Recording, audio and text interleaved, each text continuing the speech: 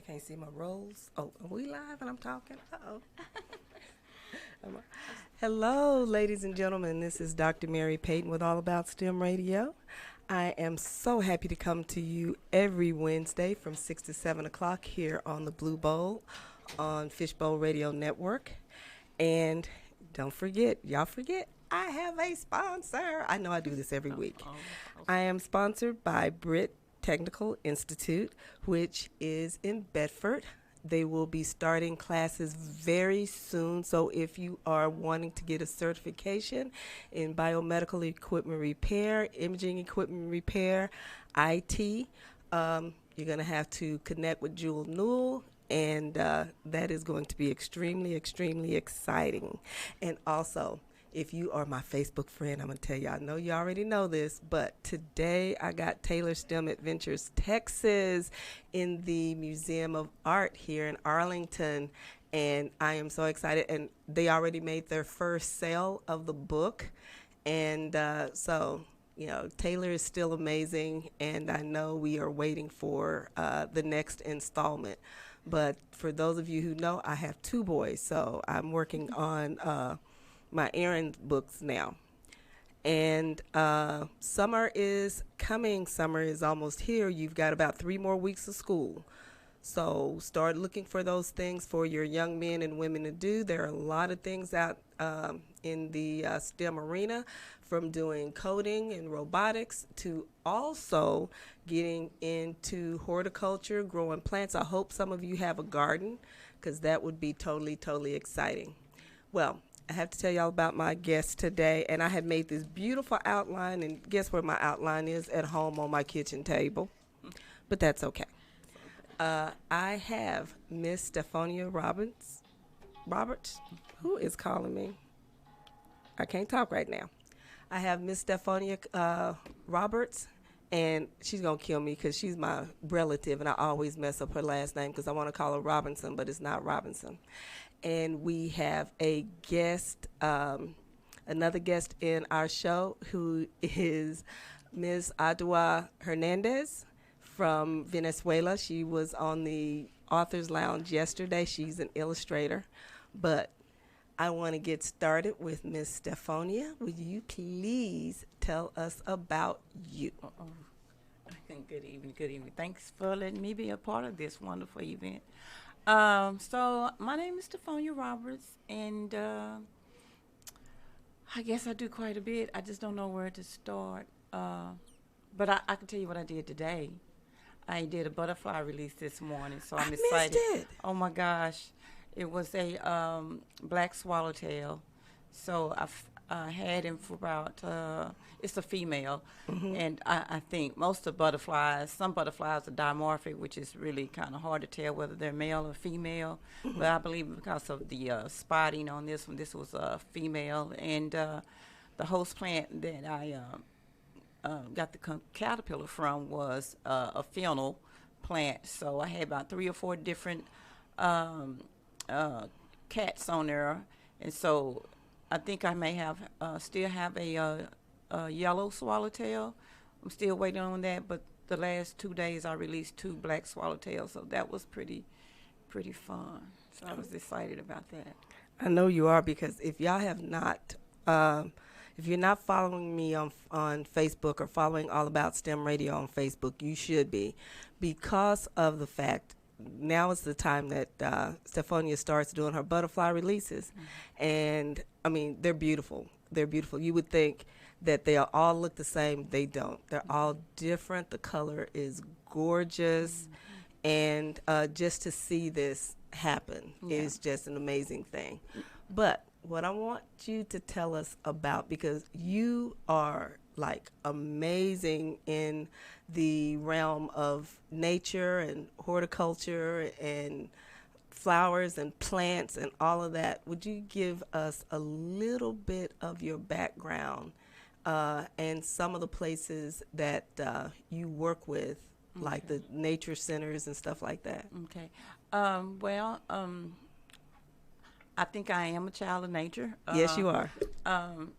You know, I guess sometimes when you're kids and you're trying to find out what your contribution is, what your role is in the world, I think I was started out very young with my grandmother. She kind of threw me out there in my little hometown of Fairfield and was here, taste this, taste that, pulling grasses out of the field. And we had sour dots and we chewed on different grasses and stuff. So I didn't think that was a part of me. I wanted something else. So as time go on, you become part of corporate America, and you feel there's some type of a loss or a void. So it really took an affliction for me to go, oh, wait a minute.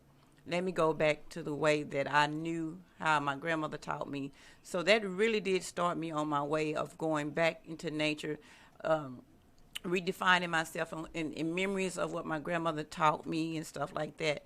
So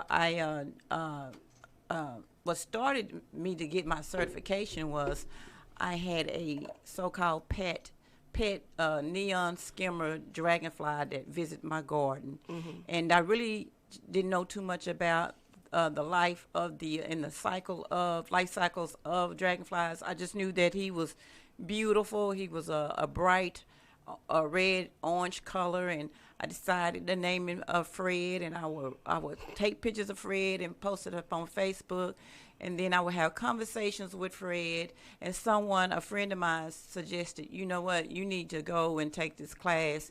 The Texas Master Naturalist class is by the Agriculture Extension, and I was like, I'm gonna do that. So that's what I did. So I got certified as a Texas Master Naturalist, and that just opened up a whole world that was kind of closed off from me when you're working 9 to 5 and you're in that concrete jungle and you don't get a chance to be outside. And I knew that I felt like I was struggling. So I knew that for me to exist and to thrive is that I needed to go back to what I knew that I had a passion for and a love for, and that was nature. So I did a lot of volunteer work at Botanical Research Institution of Texas at the herbarium. Also, I taught classes. Is that at the right next door to the Botanical Gardens? Okay, we've got a young man that's going to be coming in a few weeks from Britt. Yeah. Now I want to go back to the training that you took before we rush through things.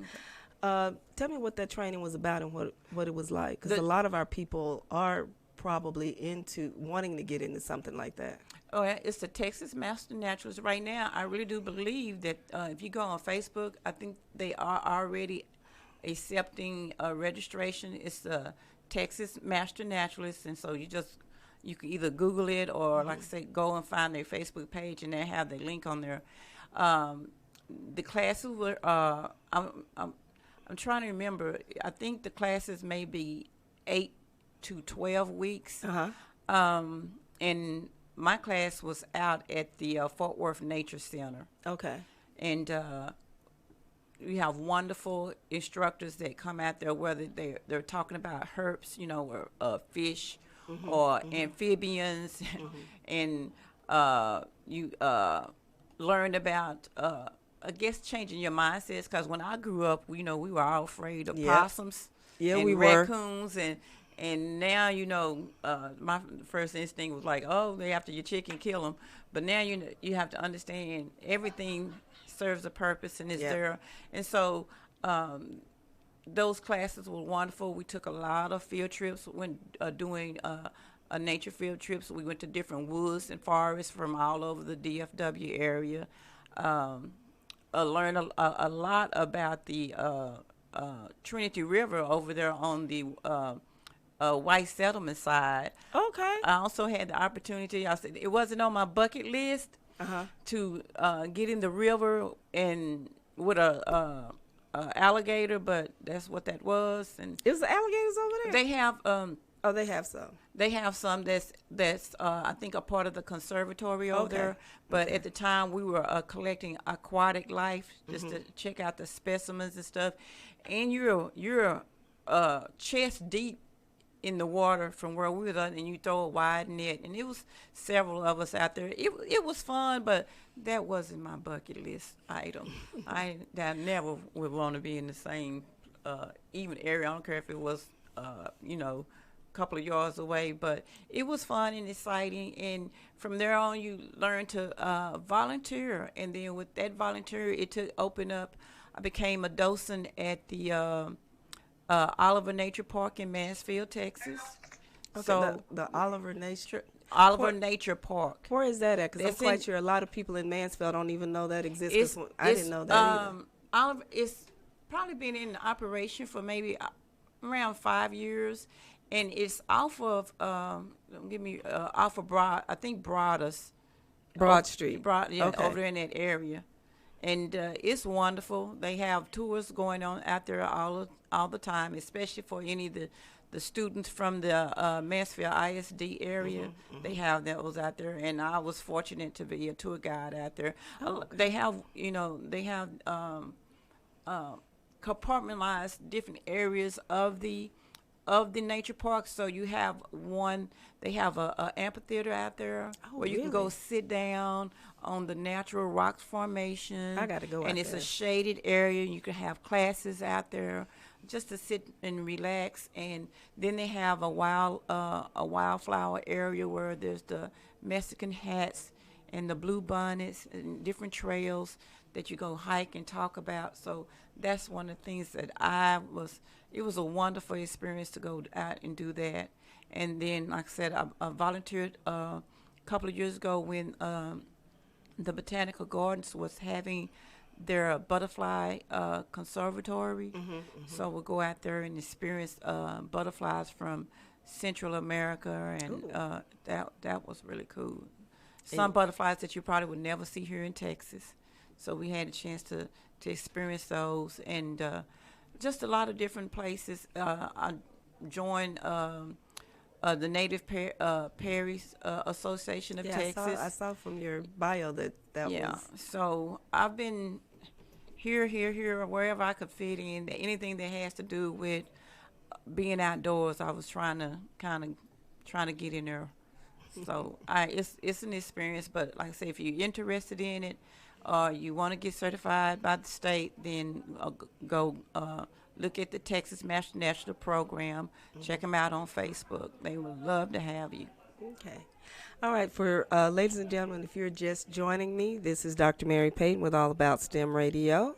I have my guest, Miss Stephonia, and I see that we have Dr. Linda on and Miss Mercy. They are on the. They have joined us in the show, and Dr. Linda said hello to Stephonia and Miss Adua. So, hey, Dr. Linda. Dr. Linda. Hey, But Dr. Linda. and also, don't forget, we are being hosted by, sponsored by Britt Technical Institute from Bedford, Texas, and we're so excited to have them. But I'm backing up a little bit. Now, you've done all of these things. I know you have a beautiful garden. I've seen pictures of it. I have not been to it yet. But how did you get started with your garden? Your own garden, from what you done with the nature centers and stuff. That started long before that's part of your background. That came from me being around my grandmother. When I moved to my home, let me go back. When I was growing up in Fairfield, we had fig trees. Oh yeah, we did. And that fig tree represented for me the time frame, with my grandmother, how she taught me about God, and then it was also my first experience. I felt that I met God behind my grandmother's fig tree. Also, that to me that was my secret garden. So when I moved here and settled down and had my kids in Fort Worth, we bought a house, and ironically, there was a fig tree growing up against the foundation of the house, and I thought I'm supposed to be there. That's where you were supposed to be. So we dug up the fig tree and we moved it in the middle part of the garden, and it became the focal part of the garden. So everything else was structured around that particular fig tree, and it just grew over time. And we have pathways and little secret spots to sit down, and we have a deck, and so I have grapevines growing on the deck, and we have pomegranate trees up up in the pathways and just different flowers. And um, I think maybe 2 years ago, I think it was 2 years ago, I got certified as a Texas wildlife habitat, as Oh, we have doves that come out there. We have a screech owl that likes sitting in the a plum tree with the rose bushes and different types of thickets and honeysuckle. Cardinal birds come out there and nest, and like I say, the doves. That's their garden. They're out there every day. Um, and I've never seen a dove up close. oh, I mean, yeah, I've seen pigeons, but I've never seen a dove dove. up close. Uh, Owls, only place I've ever seen them is are in a zoo. I've never seen one up close. And just to think, you have these things in your yard. You see the life cycle of all of these things between the vegetation, between the animals, between the. I know you have a few reptiles back there. 'Cause Just a few. I'm a huge reptile person. Y'all Okay, already good. know that. Good. Oh, okay, good. That's good. Because most people, I'm like, oh my God, if they don't understand snakes, when you say snake, oh, they're not coming back there. But the only snakes that I have are that I've seen, and gardener snakes or rough snakes, and the rough snakes really do not get no bigger than my hand. And, Yeah. and I love them out there. I can't believe that I would even say that I would, love a snake. But I enjoy their presence because I know that they help keep down on certain pests Yeah, that they we have a have out purpose. there. And then possums. Oh my God! I think one year we had probably about 30 possums to come back through the garden. And most people don't. People think that possums carry rabies, but actually possums. Body temperature is too low to have rabies, but what they're a great asset, besides being only the municipal for the United States, is that they deter snakes. So Oh. they kill snakes, and if they get bit, it doesn't bother them. So you have those out there to also help you too. So trying to make it easy for them. And every now and then we have some turtles that come through there. The only thing that I miss and I don't see, I don't know where the rabbits are. I think we done moved, encroached on their habitat so much that it's been years since I seen a rabbit in my neighborhood alone in my garden. I can't even remember. It has to be over 2 decades or more. And see, I haven't seen any by our pond either. I've seen turtles. I've seen snakes. Far too many snakes. Frogs, but and then we had oh Lord, armadillo ate my whole yard. And we have possums, but you're right. I have not seen Any rabbits. any rabbits since I moved into my area in Arlington, and I've been there 10 years this year. So It's something going on. And whatever it is, we know that there's an imbalance with the ecosystem is going. So I don't know if it may be that we done encroached on the land of coyotes, and so they're coming in and maybe eating up the rabbits, or the rabbits have dispersed and moved somewhere. But I'll go look for them, and I haven't seen any in years, not in my particular area. And then like I said, I have a pond as well, so frogs are no problem. Just trying to identify I know that I have 2 types, so I know one of them is the guff frogs, but I can't figure out what this other one is, and he eludes me, and he does this particular chirping sound. yep. And as soon as I walk and I'm thinking I'm just as quiet, he stops. So I know he's watching me. He's like, oh, here comes this crazy lady. Well, if you get a picture of him, make sure you post it online. That way, Andrew Brinker, who is a person I think may be able to identify it for you, because he loves reptiles. He loves turtles and frogs and I love snakes. frogs, yeah. So he may be able to identify it for you. Okay. You post it, I'll share it, and we'll ask him, Andrew, do you know what this is? This is, yeah, what type of frog this is, yeah. So it's pretty pretty neat going out there in the garden. So, and we call it. My husband named it Garden of Eve. So that's the name that stuck, and I kind of like the idea of it with the fig tree and stuff. So, it's. I wish I had more land. And ain't no telling what I would do if I had more land. It would be dangerous. Yeah, It'd that's what probably I'm be thinking. dangerous, but Yeah. I got to get over there and see it. Yes, please do. Okay. Ladies and gentlemen, those of you who are just joining us, this is Dr. Mary Payton with All About STEM Radio. We come to you every Wednesday from 6 to 7 p.m. here on the Blue Bowl on Fishbowl Network. Also, we are being sponsored by Brit Technical Institute, a new certification training organization in Bedford, Texas. And today I have awesome, wonderful guest. Miss Stephonia is one of our Texas native naturalist people, and she's an author. But before we get to talking about her books, just a second, I want you to, and my brain just stopped. Old age just hit. Because there was something I wanted you to talk about. What was it? Oh, Mrs. Jack's. My business? Yes. Okay. Mrs. Jack's Natural and Organic Body Food, also known Yes. as Mrs. Jack's Body Food. Yes. Because of the garden, I probably throughout the year have maybe a total of 81 different herbs that I grow. So I harvest them and macerate them, and depending on what type of plant it is, whether it's a herbaceous plant or if it's woody, I take the plants and I create different soaps and lotions and shampoos and whatever you can.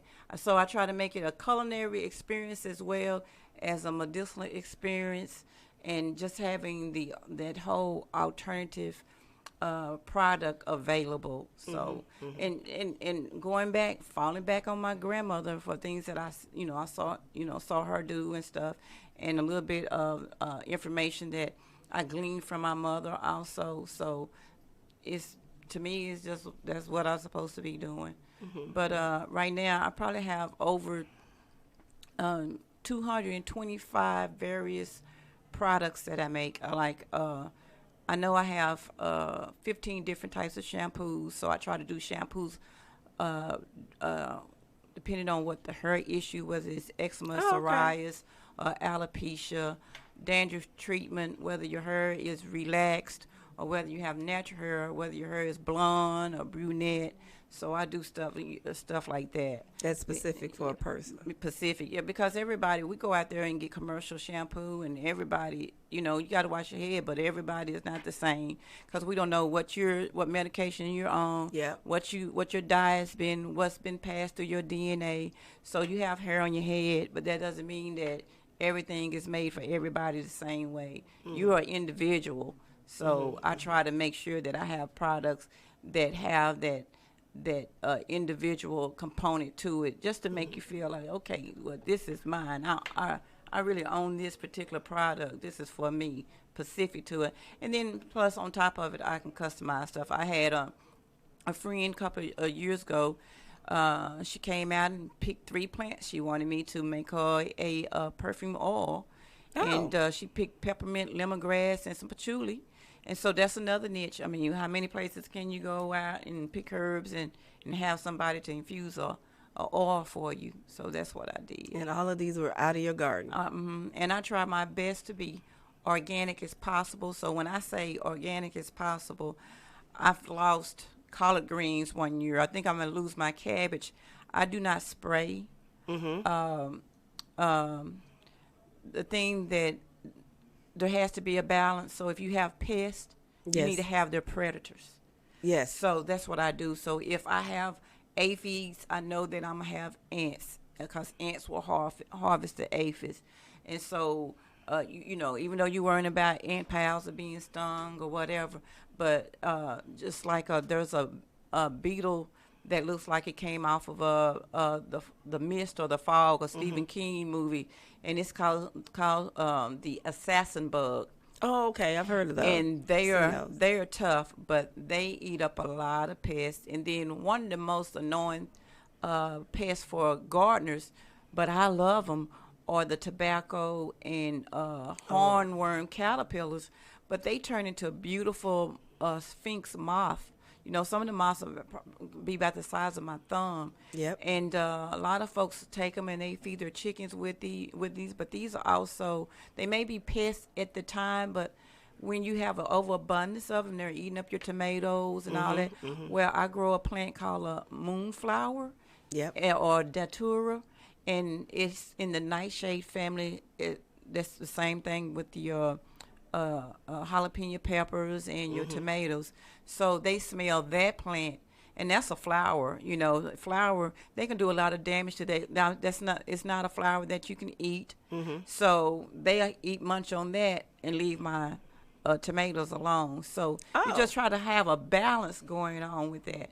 And so the only thing I have to worry about, I have at one point I had to go buy ladybugs because the doves, man, they see me out there putting those ladybugs out there, and they thought I was feeding them. So it took 5 years for me to get a nice size colony of ladybugs. So now I have them everywhere, and they also serve a great function as well as for, besides that, having that mystical and magical component in the garden for kids, but they also are great as taking care of pets, is like aphids as well. Really? So I try to do my best to have a balance. So I'm a bee lover, and I know you saw about a week or so. I had a pet bee. I named her Beyonce. Oh yeah, I saw that. So my main thing is just making sure that if you are a gardener and you're just growing for the produce and stuff, and maybe the beauty, the thing, and something that my grandmother said a long time, and Dr. Linda, I think she told me that her mom said that to her too, that if a bug not eating it, you shouldn't eat it either. That's your first line of defense to let you know that something's wrong with that plant if a bug won't touch it. You don't supposed to have all these beautiful, pristine apples and, pristine pears in the grocery store. Yeah. That should be your first going, oh, wait a minute, let me think. Let me figure out what's going on with these particular plants. And bringing an apple home and leaving it sit it on the counter for, it's a month. You can go by, you can actually have an apple sit on the counter for a month before it start to deteriorate. Well, just think about you eating that. So they might have put something on it. They did put something on. So those are the things that, if you're trying to be holistic or do alternative, you need to kind of really look out. But it's so much information, and it's so steep that you really, get overwhelmed. So just, decide one thing, and that's what I'm going to work on. Yep. Now, I want to ask the question. I know that's my job. I keep asking a bunch of questions. But we talked when I first came back, and you were doing your butterfly releases, and you had spoke about a school that had all of a particular plant, and they had all of these caterpillars that should have been on the plant. And your work with schools. Now, me being a biology teacher and, always looking at the life cycle of everything that lives, plants, animals, peoples, pets, whatever. How does it come from this to adulthood? What is the importance of letting kids know, actually see this? Because they're supposed to learn how seeds grow and all that in school. But some of them have never planted a plant. Some of them have never seen a caterpillar. I know you work with one of the schools. Carter Park Elementary. Carter Park. How has that helped those kids to make a connection? I think, they have a beautiful learning garden. And one of the things that I found out was that the teachers really did not know how to use the full capacity of the garden with the plants that they had. They was, even like I said, with the caterpillars, you had that whole metamorphosis life cycle going on out there, and they wasn't aware of it. So it just wasn't just for the children; it's for us too. Because sometimes when we're kids, it's magical. You know, you know, we may pick. I know I picked up a lot of worms. I done picked up baby frogs, and they done peed in my hand. And you know, hear the story that you're gonna get a wart in your hand.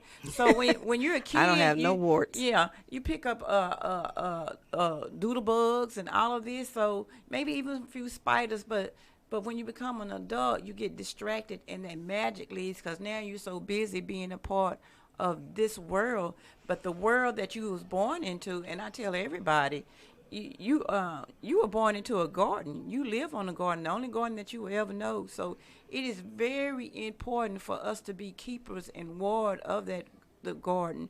I actually had a story. I wrote a poem that has three symbolic reasons to it, but one of them is to talk about what Mother Earth would do to us if we're not careful. And I was just telling a couple of people a few days ago, we are the new dinosaurs.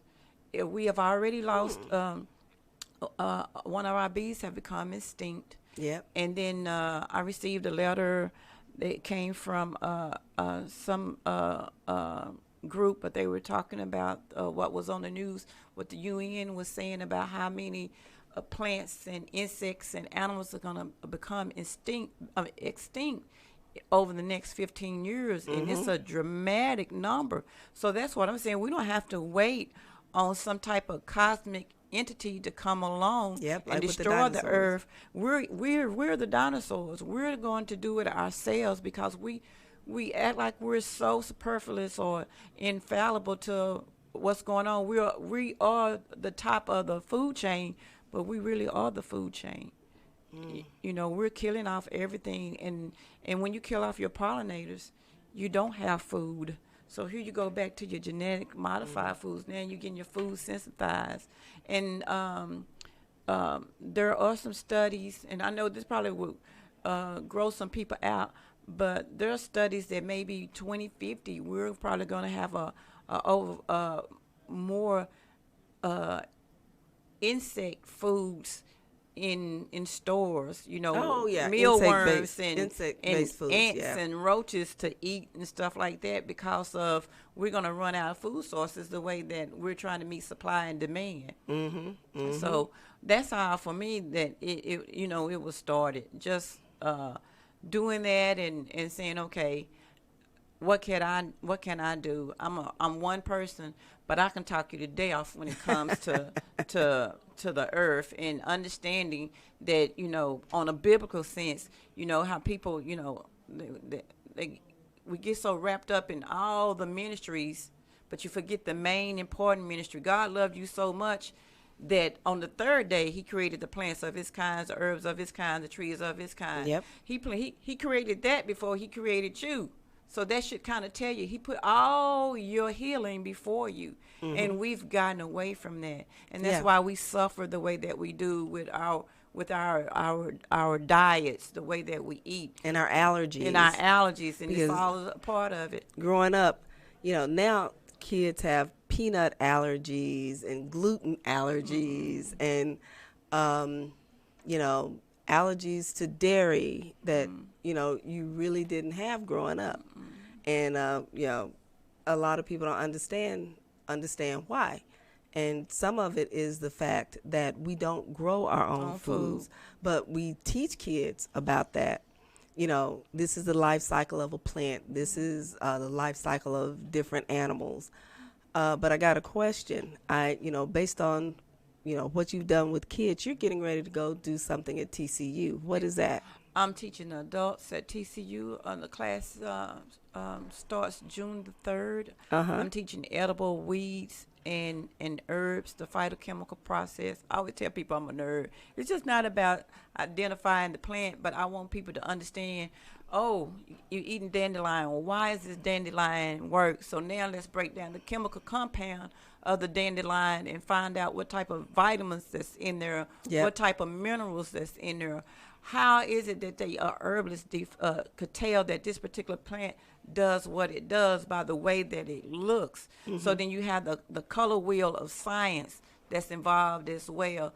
And then and with the plants, there are phytochemical processes. So there's over 1,000 different phytochemical process, but most of us we're familiar with antioxidants. Yep, because that's what And you hear on TV. yeah, and when you ask people what are antioxidants, most people don't even they all they know. Oh yeah, they got antioxidants.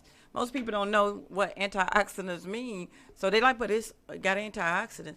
So that's the part where I come in to break down and say, okay, you have the four main categories.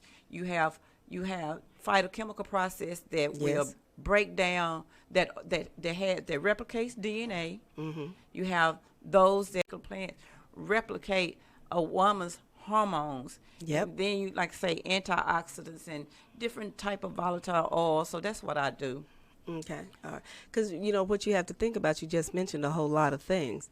But what we have to think about is many, many, many, many years ago, we didn't have a lot of the medications that we have now. So when you're having hot flashes, is it black cohosh?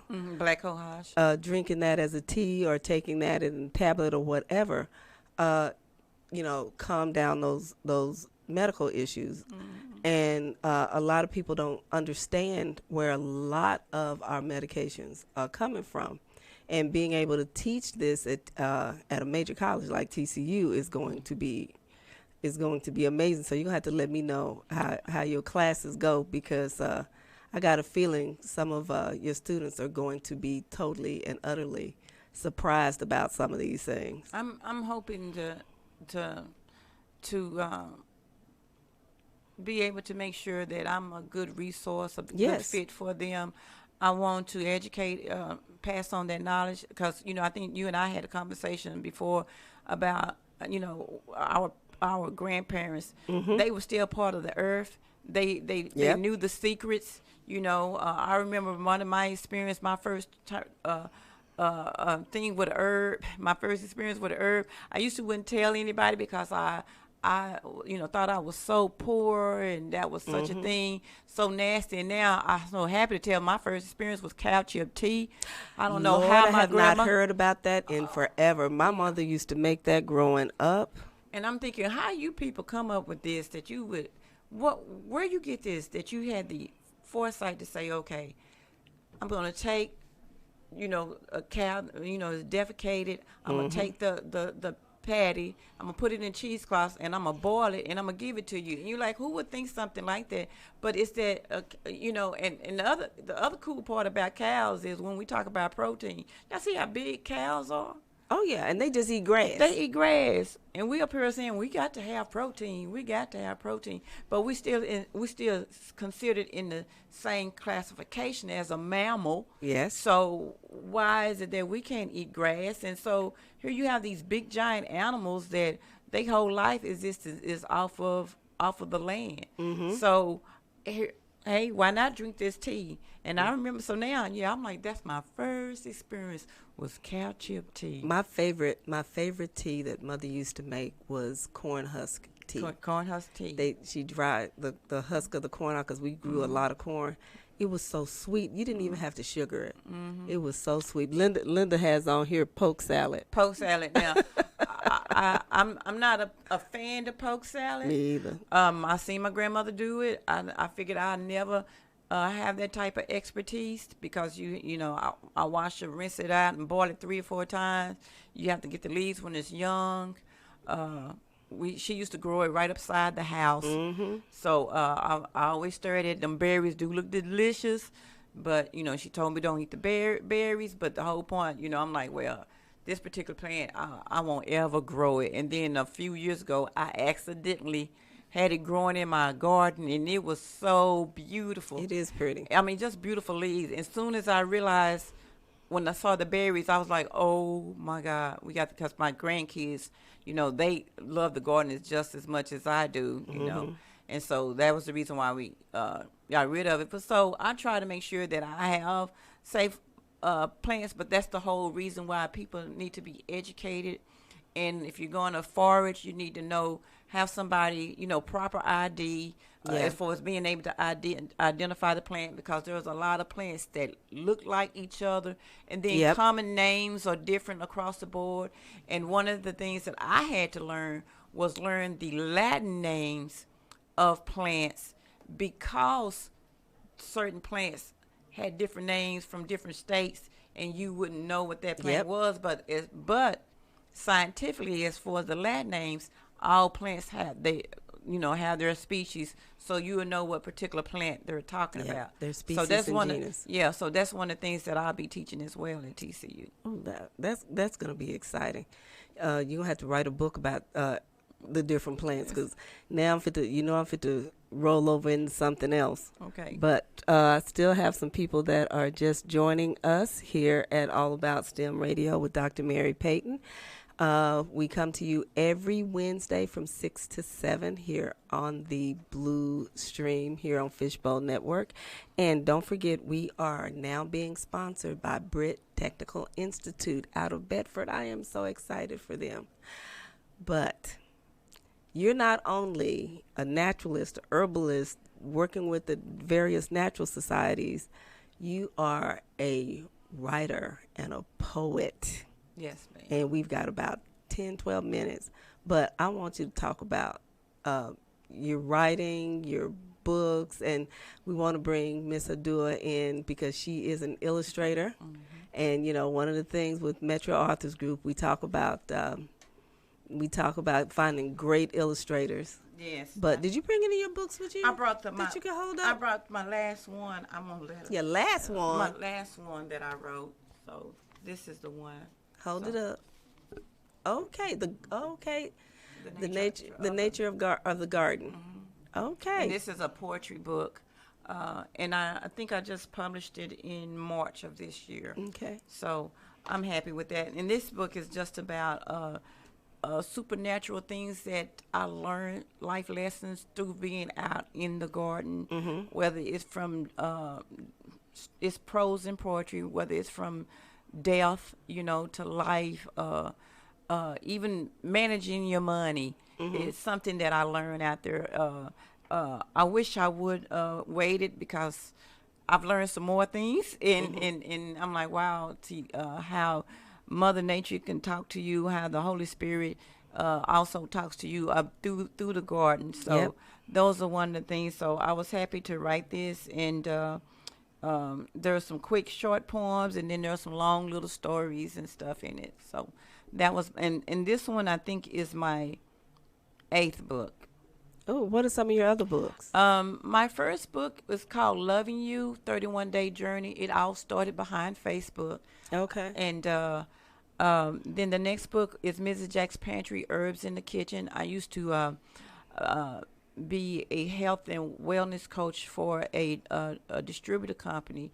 And so therefore I started teaching classes because I was using their products to make food with instead of just using the drinks to drink. And I said, I needed, because my family, they're just like anybody else. If they think it's healthy, they think it's going to be nasty. So I had to find ways to sneak stuff in. So so that's how I did it. And even with the dandelions, I threw dandelions and put it in some spring mix, and they didn't even know what hit them.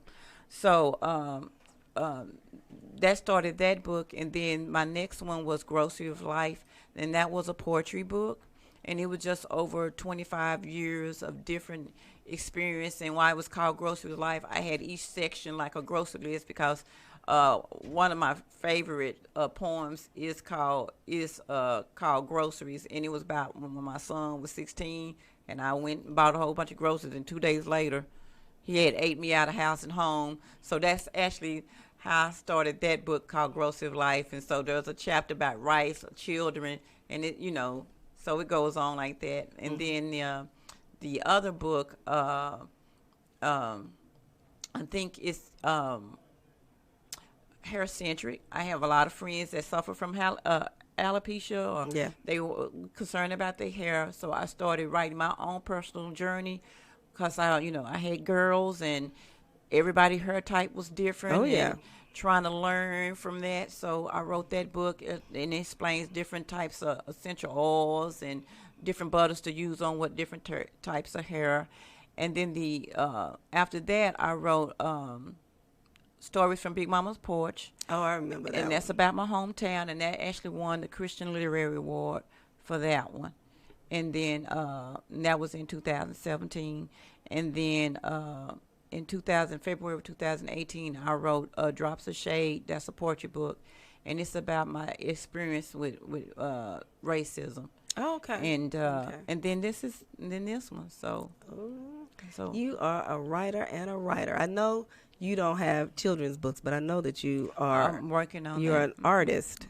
So I want you. We've got a few minutes left. I want you and Adua to have a conversation about art and illustration and coming up with things for children's books, because I've been lucky. I've been blessed that I've had people like Adua to do my artistry for my books, which make my books come to life. It looks good. And that, my thing, I wanted to ask her, when did she start, and how did you start? What made you interested in doing art? Oh, well, I've been drawing all my life since I was a little kid. So I just continue. And when I found out that it was actually a career, I studied it. I studied illustration. Is a really passionate career, a tired career, but it's good. It's good. It's rewarding because you do what you love. Do what you love. So did you go to school for it, or you Yes. did take some classes? Yes, I studied at Instituto de Diseño de Caracas. It's an art institute. Art Institute? Yes, it's an art institute in Caracas. It used to be one of the best in South America. They really teach you everything about character design, composition, animation, 3D. Okay. And We learn. so, and with your drawing, so do you, besides having, do you do freehand, or do you use software, or it just depends? Oh, well, I think it's both. I like to do pencil sketches first, just to figure out what I really want to do. And then I use Photoshop and Procreate, but I use a graphic tablet, so it's basically like drawing. It's kind of the same process, but then it comes the color technique. And My problem is the shading, just getting the right specific shade and understanding what pencil lead to use, or if I even painting which because I grew up cheap, so I go get the cheapest brushes or the cheapest pencils, and you like, well, that drawing look cheap, so. No. So now, trying to learn all the different aspects of that. No, actually, I also buy cheap stuff. It doesn't matter. You just have to keep working on it. But for the shading, there is a trick. You use the opposite color to shade. Okay. So that way, That's good. it gets a shading that is nice, and it's good to avoid the black color, because when you use it, sometimes the other bright color like yellow or green blends in there. it gets greener or gray. So to add shading, just use blue, purple, and if you are applying a shading to a blue object, just use orange, because it's the opposite. And that's it. I know my grandmother. She taught me how we used to go collect rocks, and we would break if the rocks we feel they're hollow, and we would break the rocks and get the residue out in it, and she would mix it with an egg.